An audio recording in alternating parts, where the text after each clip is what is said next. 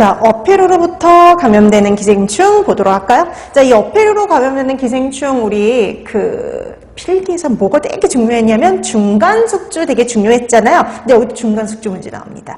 여기 중간숙주 문제에다 플러스 그 다음에 기생충이 생긴 형태 그리고 생활사 잘 나와요. 자, 그래서 이 어패류로부터 감염되는 기생충 생활사 그리고 생긴 형태 중간숙주 알아두는 거 기본이라고 봐두시면 됩니다. 그래서 그러면 간디스토마, 간흡충 보세요. 간흡충은요, 성충이 생긴 모습 보시면요, 꼭 버들잎이요. 버들잎 내지는 오이 모양이라고 하는데 보통 버들잎 모양이라고 그래요. 그래서 성충이 생긴 형태 주고요. 얘가 어떤 기생충이냐 이렇게 물어봅니다. 그래서 버들잎 모양으로 생겼다 그러면 간흡충이라고 봐주시면 됩니다. 자, 그다음에 간흡충 얘는 생활사도 잘 나와요. 그래서 이렇게 생활사 주고 그다음에 얘가 어떤 기생충의 생활사냐 이렇게 나오는데요. 꼭 중간숙주 들어가죠. 1 중간숙주 외우렁이, 2 중간숙주 민물고기 들어가는데요. 이렇게 외우렁이가 중간숙주인 건 딱 하나 뭐밖에 없어요? 간흡충밖에 없죠. 그 다음에 여러분 필기처럼 간흡충의 1 중간숙주가 뭐냐, 2 중간숙주가 뭐냐 이런 형태도 다 필기에서 나오는 시험 문제의 유형이에요. 그래서 필기라고 해서 무조건 그림이나 사진만 나오는 게 아니라 이렇게 말로도 충분히 출제가 될 수가 있습니다. 자, 그다음에 폐흡충 보세요. 자, 이 폐흡충 같은 경우에도 마찬가지로 1중간, 2중간 숙주 물어보는 문제가 출제가 되기도 하고 생활사 문제도 잘 출제가 되는데요.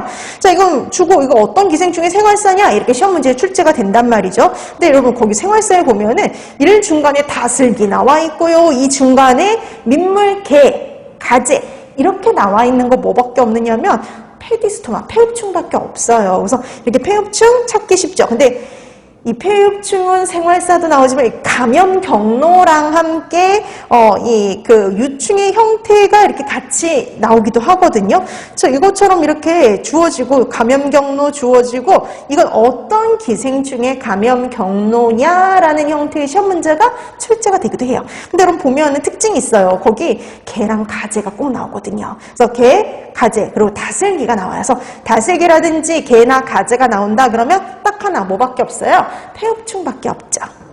자, 그 다음에 광절 열두조충 보시면 우리가 일명 얘는 조충들은 길잖아요. 근데 이 중에서 제일 긴 게 정말 광절 열두충이 제일 길다 그랬죠. 그래서 일명 긴촌충이라고도 얘기를 하는데 8에서 한 12m나 돼요. 엄청 길죠. 자, 이런 광절 열두조충은 제1중간이 물벼룩, 제2중간수주가 담수어, 반담수어, 그죠? 그래서 연어, 송어, 농어 같은 것들이 제2중간숙주에 들어가서 연어가 중간숙주다라는 말이 나오면 광절열두조충 이렇게 알아보시면 돼요. 그래서 여러분 정말 그 중간숙주에 물벼룩 나오고 이 중간숙주에 연어 이렇게 나와 있다라고 하면 광절열두조충 찾으면 되는 겁니다. 자, 그 다음에 네 번째 아니사키스 나오죠. 여러분 아니사키스는 종말숙주가 사람이 아니라 고래였죠. 그래서 일명 고래회충이라고도 하는데 유일하게 뭐예요? 바다 생선이 원인이었죠. 그래서 바다 생선, 해상 갑각류가 1중간, 2중간이 되는 거 해산어들, 바다 생선들이에요. 그래서 이렇게 주어지고 바다 생선 얘기 나오고 이게 감염되는 기생충 그러면 당연히 아니사키스라고 봐두시면 됩니다. 자, 그다음 유고각구충 보시면은요. 얘는 1중간이 물벼룩, 2중간이 담수어예요. 근데 종말이 사람이 아니에요. 사람이 아니라 개나 고양이가 종말 숙주죠. 그래서 여러분 거기 생활사에도 보면은 개나 고양이가 꼭 나와 있어요. 자, 이렇게 해서 여러분들이 중간 숙주를 봤을 때 1중간이 물벼룩, 2중간이 담수오면서 사람이 종말 숙주가 아니다. 그러면 유구각구충 찾으시면 되는 겁니다. 자, 이렇게 해서 여러분들이 기본적으로 이렇게 중간 숙주를 알면 생활사도 금방 구분이 될 수가 있거든요. 그래서 필기에서 했던 내용을 토대로 해서 여러분들이 이 생활사들을 한번 봐두시면 될 것 같아요. 자, 그래서 기생충들은 이렇게 중간숙주, 생활사, 그리고 생긴 형태 이런 것들 위주로 더 출제가 되니까요. 그런 내용들을 좀 더 봐두시면 될 것 같습니다. 자, 그럼 적중 예상 문제를 통해서 우리가 어떻게 문제가 출제가 되는지를 한번 살펴봐야 되겠죠? 1번 문제 보세요. 자, 1번 문제 보시면 거기 단모균 찾아라 라는 문제가 나오죠? 그럼 이렇게 단모균 찾아라 라는 게 되게 최근 문제예요. 그래서 이렇게 뭐 주고요? 그림이나 사진을 준단 말이죠. 그림이나 사진을 주고 이 중에서 단모균인 감염병의 원인균 찾아라 그러면 감염병의 원인균 중에는 콜레라균이 단모였죠.